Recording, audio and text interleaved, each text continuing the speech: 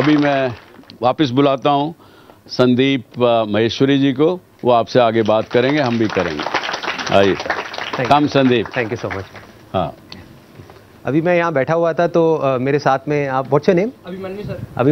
अभिमन्यु ने मेरे से एक बड़ा इंटरेस्टिंग सा एक क्वेश्चन पूछा और स्पॉन्टेनियसली मेरे अंदर से कुछ निकल के आया, and I thought it's very relevant for the all of you and like say for all the people who are watching me right now.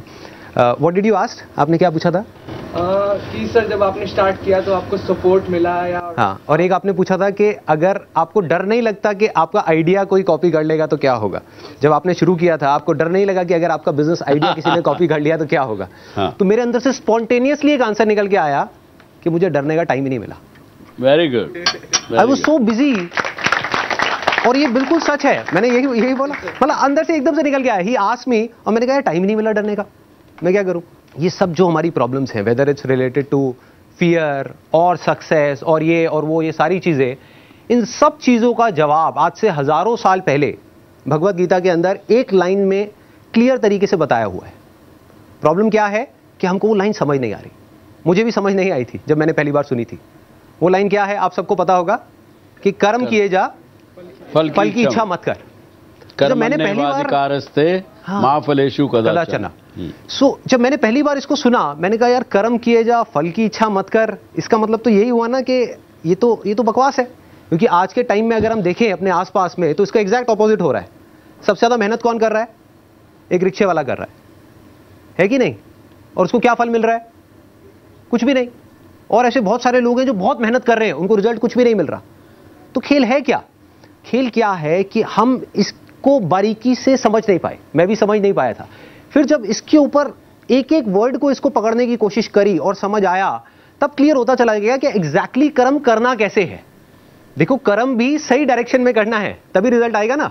Success यहां है, आप वहां भागे जा रहे हो। आप कह रहे हो यार मैं तो 10 साल से भाग रहा हूं, अभी तक मेरे को सक्सेस मिली नहीं। तो फंडा क्या है कि डायरेक्शन गलत है, कर्म गलत डायरेक्शन में हो रहे हैं। अगर कर्म सही डायरेक्शन में हो जाए तो प्रॉब्लम सॉल्व। अब देखिए क्या है ये, कितना आसान है कि हमारे सारे डर खत्म हो जाएंगे और पूरी तरह से खत्म हो जाएंगे। सक्सेस जो चाहिए, जितना चाहिए वो हमको मिल जाएगा। इसका मतलब कुछ लोग क्या निकालते हैं कि कर्म किए जा फल की इच्छा मत कर, इसका मतलब कि फल नहीं मिलेगा, जबकि ये नहीं है।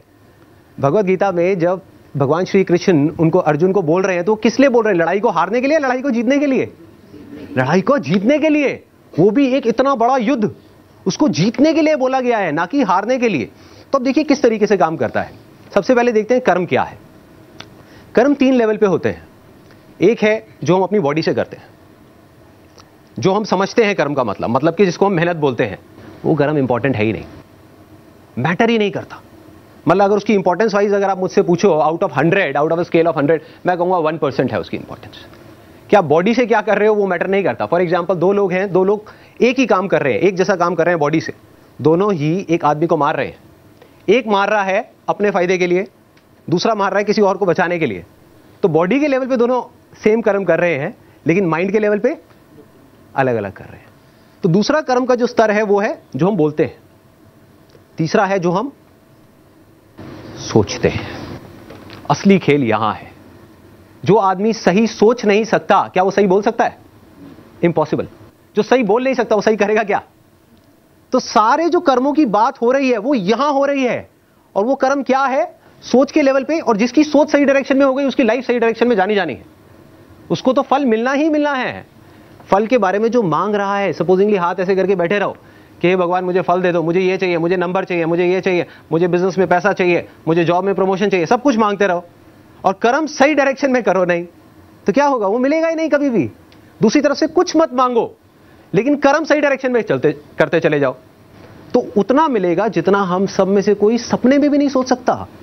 देखो, लाइफ का फंडा पता है क्या है? मेरी लाइफ का एक्सपीरियंस क्या कहता है कि जब तक जो चीज नहीं मिली होती, जब तक सक्सेस की खेल शुरू नहीं होता ना, तब तक तो हमको लग रहा होता है कि यार ये भी हो जाए तो बहुत है, ये भी हो जाए तो बहुत है। एक बार वो खेल शुरू होता है, जब उसका खेल शुरू होता है ना, तो इतना आता है, इतना आता है, इतना आता है जितना हम सपने में भी नहीं सोच सकते।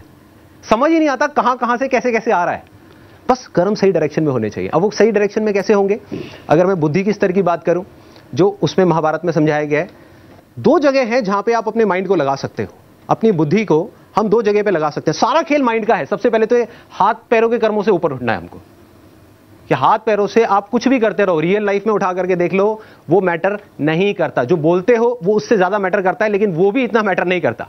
कोई आदमी बोलता तो बहुत बड़ी बड़ी बातें, जब करने की बारी आती है कुछ भी नहीं करता, ये अंदर कुछ और सोच रहा है, बोल कुछ और रहा है। हाँ। जब ये तीनों चीजें सिंक हो जाती है कि जो आप सोच रहे हो वैसा ही आप बोल रहे हो और वही आप कर रहे हो, तब मिरेकल्स होना शुरू हो जाते हैं, तब कुछ एक्स्ट्राऑर्डिनरी होता है, तब हिस्ट्री क्रिएट होती है, तब वो चीज होती है जिसके लिए सक्सेस बहुत छोटा वर्ड है। सक्सेस से कुछ बहुत बड़ा हो जाता है जो हमने सपने में भी नहीं सोचा होता। तो अब खेल क्या है? बुद्धि को, अपने माइंड को हम दो जगह लगा सकते हैं। एक है फल के ऊपर, जिसके बारे में कहा गया है कि फल की इच्छा मत करो। दूसरा है कर्म के ऊपर। अब कर्म कैसे? बुद्धि के स्तर पे सोचना, बुद्धि के स्तर पे ग्रो करना। अगर पूरी भगवत गीता का आप सार देखो, उसमें क्या बात हो रही है? दो चीजों की बात हो रही है, ज्ञान और अज्ञान। गोइंग फ्रॉम इग्नोरेंस, इसको बोलते हैं knowledge and ignorance, going from ignorance to knowledge. तो सारा फोकस कहां डालना है? अगर आप मेरी लाइफ की बात करो, मेरा सारा फोकस कहां रहता है? 24 घंटे, चाहे इस मूवमेंट में हो, चाहे मैं ऑफिस में हूं, चाहे घर पे हूं, चाहे कहीं पर भी हूं, 24 घंटे। मैंने कहा ना, मेरे पास डरने का टाइम नहीं है, मेरे पास सोचने का, उल्टी सीधी चीजों के बारे में नेगेटिव सोचने का टाइम नहीं है। क्यों नहीं है? तो वो एग्जैक्टली मैं बिजी कहां पर हूं? बिजी हूं कि हर मूवमेंट में ये देखने में कि इस मूवमेंट में मैं क्या सीख सकता हूं, अपने ज्ञान को कैसे बढ़ा सकता हूं, अपनी नॉलेज को कैसे बढ़ा सकता हूं, अपने एक्सपीरियंस को कैसे बढ़ा सकता हूं। सिर्फ यहीं पे है, मतलब कि लर्निंग पे है, अर्निंग पे नहीं है। संदीप, कहीं क्या आपको ऐसा लगता है क्या, जो आपने बात कही कि कर्म और फल की, और नोइंग एंड नॉलेज और इग्नोरेंस, कहीं पे ऐसा नहीं लगता हमको, और आप लोगों को भी बताइएगा, कि कहीं पे हम लोग गीता के ज्ञान से हट गए और कहीं पर हमारे अंदर डर डालना शुरू कर दिया गया? क्योंकि डर डालना शुरू कर दिया गया ताकि हम उन गुरु, महात्माओं, पंडितों के पास जाना शुरू करें। क्या है वर्ड में, जब डर होता है तो आदमी रिलीजन की तरफ भागता है। ये डर की जड़, वापिस जब हम आते हैं, आज का टॉपिक हमारा डर का है, तो डर कहां से होता है? ये इन चीजों से भी होता है। Absolutely. अभी we have a caller, let's listen what they have to say. Sunil Rao Nagpur से, बोला साहेब, काय म्हणता साहेब? सर, मी म्हणतोय की जब सर आपको सुनता हूँ, जब आप बोलते हैं, तो आपके बोलने में, आपके एक्टिविटी में एक कॉन्फिडेंस दिखता है सर। वो जो कॉन्फिडेंस है सर आप में, तो ऐसा लगता है कि अगर आपको 0 लेवल पे भी आपको अगर खड़ा कर दिया, तो ऐसा लगता है कि आप उसमें से भी कुछ एक नया सबको मोटिवेशन देके कुछ अलग कर सकते हैं सर। लेकिन हम में वो कॉन्फिडेंस नहीं सर, हम में वो मोटिवेशन नहीं है। हालांकि मैं भी एक जॉब कर रहा हूँ, I am government servant, but जबकि मैं अपनी जिंदगी में कुछ डिसीजन लेना चाहता हूँ सर, मेरे को कॉन्फिडेंस नहीं आता। या मैं कुछ करना भी चाहता हूँ तो कर नहीं पा सकता सर। तो ये कॉन्फिडेंस कैसे लाया जाए सर, जैसा आप में पाया जाता है? देखिए राव साहब, ये कॉन्फिडेंस कैसे आता है? क्योंकि जो ओरिजिनल चीज़ है, जो सच्चाई है, जब तक मैं उसके साथ चलता हूँ तो मेरे अंदर कॉन्फिडेंस रहता है। जैसे एक समझिए, आप एक स्प्रिंग लीजिए, उस स्प्रिंग को आप प्रेस करिए, वो प्रेस रहेगा जब तक आप उसको दबा के रखेंगे, लेकिन द मोमेंट आप उसको छोड़ेंगे वो अपने ओरिजिनल शेप में आ जाएगा। एक स्पंज को लीजिए, स्पंज को अगर आप पानी में सोख के उसको दबाएंगे, कितनी देर भी दबाइए, पानी निकल गया, लेकिन वो स्पंज जब तक अपने ओरिजिनल फॉर्म में नहीं आएगा तब तक वो ओरिजिनल नहीं होगा। तो मैं ये कहता हूं कि आप अपने आप को पहचानें, अपने टैलेंट को अंदर को पहचानें, उसको पहचान के अपना एक्ट करें, तो आप में कॉन्फिडेंस भी आ जाएगा और आप कामयाब भी हो सकते हैं। मेरे साथ ये होता है कि मैं सोचती हूँ यार ये करूँ या ना करूँ, मेरे पास 2 ऑप्शन होते हैं। मेरे पास प्रॉब्लम है, मेरे पास इसका सॉल्यूशन है। छोड़ो दिल की आवाज़, दिमाग की आवाज़, ये सारी चीज़ें, कंफ्यूजन, ये सारी चीज़ें। क्या करना है? अपने उस अंदर के छुपे हुए टैलेंट को पहचानो।